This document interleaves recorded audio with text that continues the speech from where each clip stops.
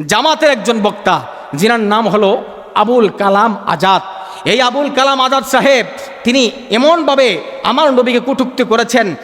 এ কোরআন নাজিল হওয়ার আগে হেদায়েতের পথ রাসূল নিজেও জানতেন না। আল্লাহ সূরাতুদ দুহার মাঝে বলছেন ওয়া ওয়াজাদাকা দাল্লান ফাহাদা।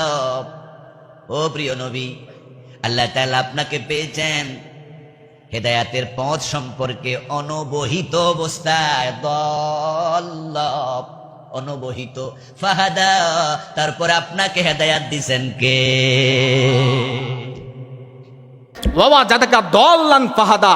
তিনি বলতে যাচ্ছেন তিনাদের জামাতে ইসলামের যে প্রধান, জামাতে ইসলামের যেই তাদের তাফসির, কোরআনের তাফসির, ওই কোরআনের তাফসির নাম হলো তিনি তাফহিমুল কোরআন। এই তাফহিমুল কোরআনের মধ্যে তিনাদের আমির আবুল আলা মওদুদী সাহেব তিনি এমন করে দোয়াল্লান শব্দের এমন করে ব্যাখ্যা করেছেন যে আমার নবী নাকি কোরআন নাজিল হওয়ার আগে নাকি পথভ্রষ্ট ছিলেন। নাউজুবিল্লাহ বলেন।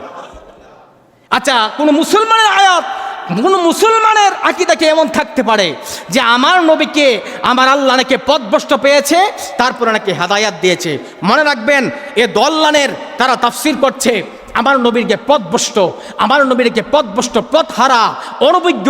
আমার বাবাজিরা, বন্ধুরা আমার, একটা ওয়ার্ডের 7টা শব্দ থাকে, একটা ওয়ার্ডের 7টা শব্দ থাকে। এই 7টা আবিধানিক অর্থের যেই অর্থটা আপনি মানানসই হবে, আপনার নবীর সাথে যাবে, আপনি সেটাই নিতে পারবেন। আমার বাবাজিরা, আপনাদেরকে আমি বলতে চাই, কে কোন শায়েখরা, তাদের কোন শায়েখরা আমার নবীর শানে অবমাননা করে তারা তর্জমা করে তাফসির করেছেন, আর আশিকে রাসূলটা কেমন তর্জমা করেছেন আয়াতগুলো হিয়াল করেন। তারা বলতে লাগলেন ওয়া জাদাকা দাল্লান ফাহাদা, আল্লাহ আপনাকে পথভ্রষ্ট অবস্থায় পেয়েছে। নাউজুবিল্লাহ বলবেন না? উচ্চ আওয়াজে বলেন না নাউজুবিল্লাহ। আল্লাহ আপনাকে পথভ্রষ্ট অবস্থায় পেয়েছে, সেখান থেকে ফাহাদা, সেইখান থেকে আপনাকে হেদায়াত দান করেছে। কোরআন নাজিলের আগে আল্লাহর রাসূল নাকি পথভ্রষ্ট ছিল। আমি তাদেরকে বলতে চাই, যদি আল্লাহর রাসূল পথভ্রষ্ট থাকে, তাহলে আমার রাসূলের ইন্নাকা আলা খুলুকিল আযীম, আমার নবীর উত্তম চরিত্র হয় কি করে? আমার নবী যদি পথভ্রষ্ট হয়, তাহলে আমার নবীর প্রত্যেকটা জীবন বিধান উম্মতের জন্য দলিল হয় কিভাবে? আমার নবী যদি পথভ্রষ্ট হয়, তাহলে আমার নবী হিলফুল ফজল সংগঠন, একটা কঠিন সংগঠন আমার নবী পরিচালনা করেছেন। শুধু তাই নয়, আমার নবীর নাম ছিল আল আমিন, বড় সত্যবাদী। আমার নবীর এত লকব থাকার পরও তারা আমার নবীকে তাফসির করছে যে আমার নবী নাকি পথভ্রষ্ট ছিল। শুধু তাই নয়, দেখেন আরেকটা তাফসির করছে মওদুদী সাহেব তাফহিমুল কোরআন। এবার দেখেন মারফিল কোরআন, এই মারফিল কোরআনের তাফসিরের মধ্যে তারা বলতেছে তিনি আপনাকে পেয়েছেন পথহারা। পথহারা মানে পথের মধ্যে নাই, অর্থাৎ পথভ্রষ্ট অথবা আল্লাহ হেদায়াত দিয়েছেন। তারা এটা করেছেন মারফিল কোরআনের মধ্যে। তারপরে আশরাফ আলী থানবী, যিনি কওমি বাইদের বড় হুজুর, ওই আশরাফ আলী থানবী তিনি ব্যাখ্যা করছেন আল্লাহ আপনাকে শরীয়ত সম্পর্কে অনবহিত পেয়েছেন, অর্থাৎ আমার নবী শরীয়ত সম্পর্কে জানতেন না, অতঃপর আপনাকে শরীয়ত শিক্ষা দিয়ে হেদায়াত দিয়েছেন। নাউজুবিল্লাহ বলেন। তারপরে দেখেন আমাদের কানজুল ইমাম এমন একজন আশেক এই তাফসিরটা করেছেন, যিনার নাম হলো আশিকে রাসূল আলা হযরত আহমদ রেজা খা, আলা হযরত আহমদ রেজা খা ফাজিল বেরলবী। তিনি বলতে লাগলেন দোয়াল্লান শব্দ দ্বারা যদি আপনারা আমার নবীকে পথভ্রষ্ট বোঝান, আমার নবীকে যদি পথভ্রষ্ট বুঝান, তাহলে বলতে হবে আপনার ভিতর ইমানের কমতি আছে, আপনার ভিতর নবীর প্রেমের কমতি আছে।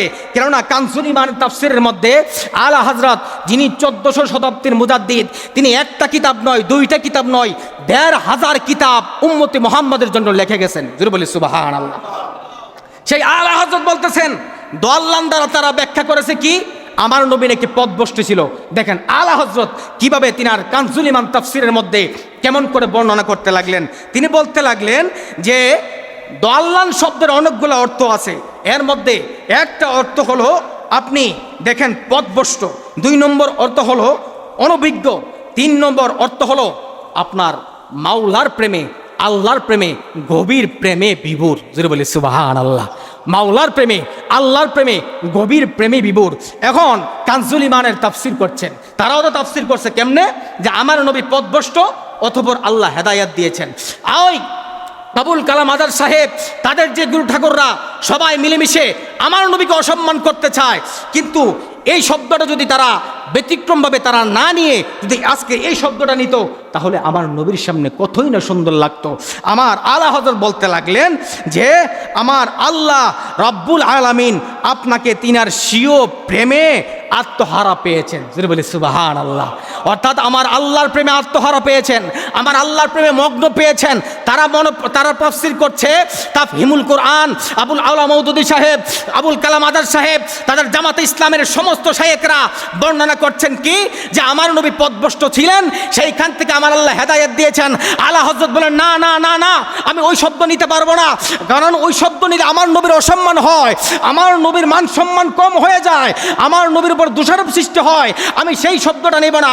একটা ওয়ার্ডের যেহেতু 7টা আবিধানিক অর্থ আছে, ওই অর্থটা আমি একটা নেব যে আমার আল্লাহ রাব্বুল আলামিনের প্রেমে তিনি স্বীয় প্রেমে পাগল ছিলেন, আত্মহারা ছিলেন, অতঃপর আমার আল্লাহ রাব্বুল আলামিন নিজের দিকে তিনাকে অর্থাৎ আমার আল্লাহর প্রেমে তিনি বিভোর ছিলেন, আল্লাহর প্রেমে তিনি আত্মহারা ছিলেন, তিনি আল্লাহর প্রেমে দেওয়ানা ছিলেন। সেই জায়গা থেকে আমার আল্লাহ তিনার দিকে আবার দাবিত করেছেন।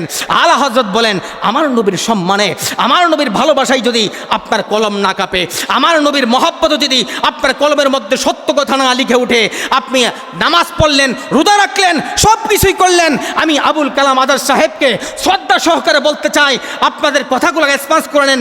এইরকম তাফসির করবেন না যেই রকম তাফসির করলে আমার রসুলের সম্মান কমে যায়, এরকম তাফসির করবেন না যেই রকম তাফসির করলে আমার নবীর উপর অবমাননা হয়। আমরা তাফসির করব যেন আমার নবীর উপর মহাব্বত হয়। কথা বলেন ঠিক কিনা?